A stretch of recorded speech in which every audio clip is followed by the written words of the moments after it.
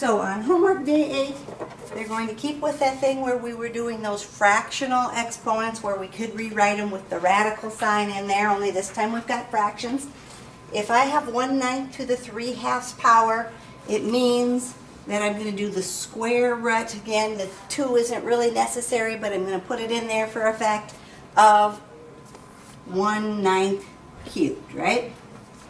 When we switch it around. So we said we were going to start by doing the radical, the square root of 1/9.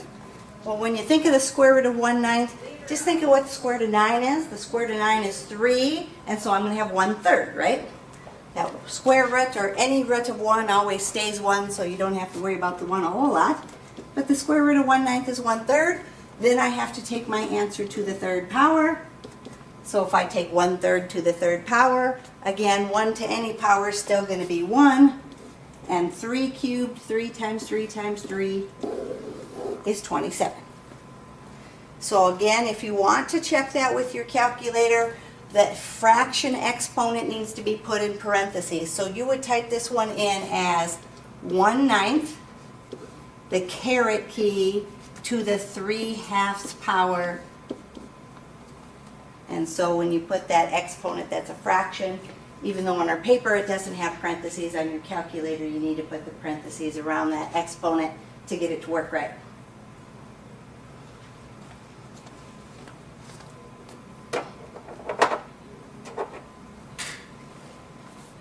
So on the next one there, you have 32 to the negative 4/5 power.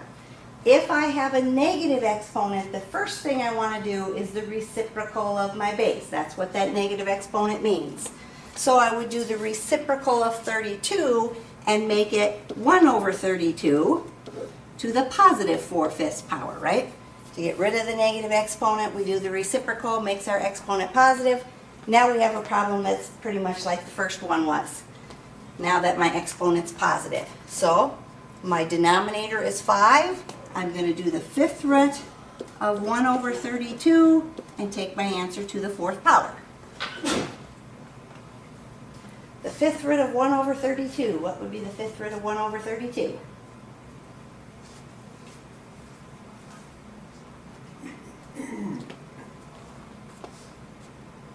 The 5th root of 32 is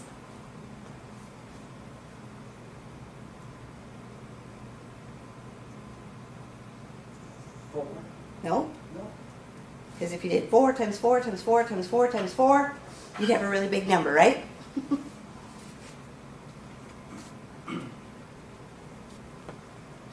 2, right? 2 times 2 times 2 times 2 times 2 is 32. So the 5th root of 1/32 would be 1/2. And then I'm going to take my 1/2 to the 4th power. And if I take 1/2 to the 4th power, I'm going to get 1 over, what's 2 to the 4th? 16, exactly. So 1/16. Same thing, if you would want to type that in and check it with your calculator, the 32 you don't necessarily need parentheses around because it's not a fraction. You could use them if you wanted to, but 32 caret, and then in parentheses, you're going to do the negative 4/5 power.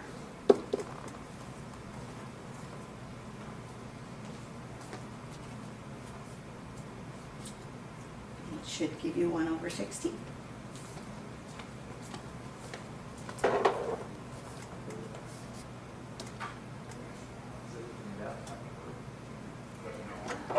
So number 2, we want to simplify 81 to the negative 3/4 power. First thing you always want to do, if your exponent is negative, which it is the reciprocal of my base. So the reciprocal of 81 would be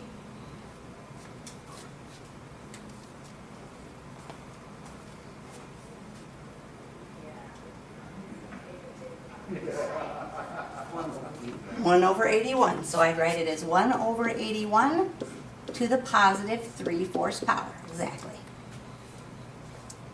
Now I can simplify it once my exponent is positive. So rewriting that as a radical, I'm going to have the 4th root of 1/81, and then I'm going to cube that answer. So I have to think about what's the fourth root of 81.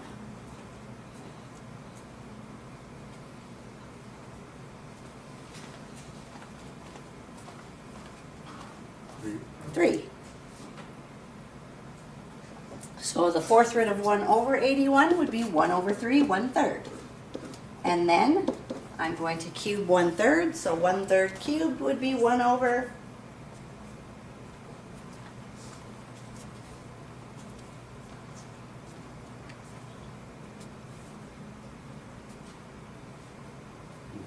27. So 1 over 27 would be my first answer there.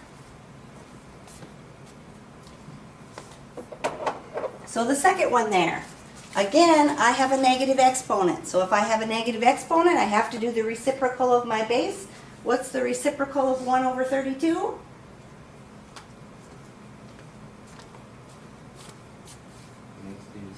It'd be, not stay the same. I got to flip it, so it's going to be 32 over 1, which is just 32 then, right?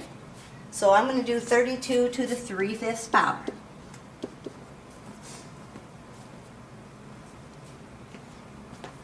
So I'm going to do the 5th root of 32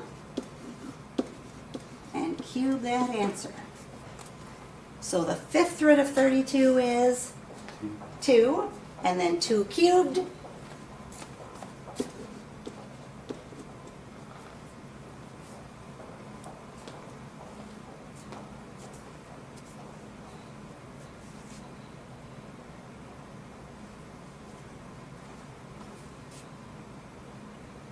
is 8, exactly.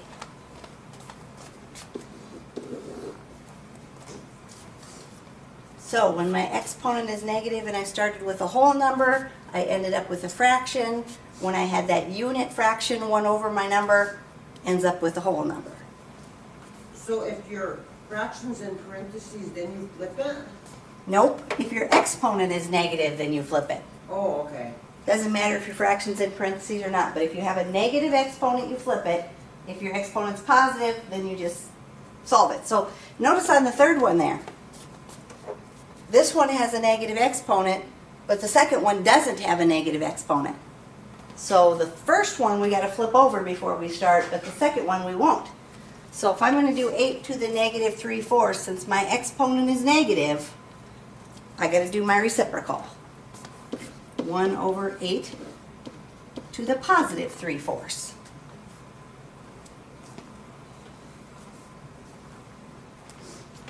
So then rewriting that, positive 4/3. I'm going to go, we can't take the 4th root of 8. It's because I wrote it the wrong way. 4/3. How about I write the right number? 1 over 8 to the positive 4/3 is what we were doing.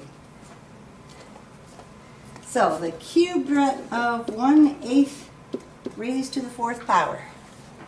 So the cubed root of 1/8 is, so 1 over 2.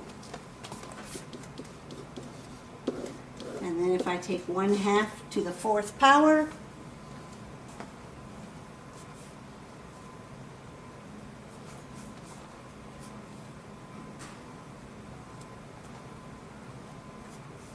$16. 1 over 16, yep. 1/16.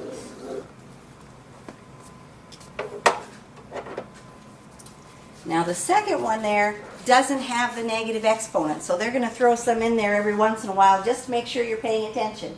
There's not a negative exponent. We just go ahead and solve it by doing the cubed root of 1 over 125, and then we're going to square that.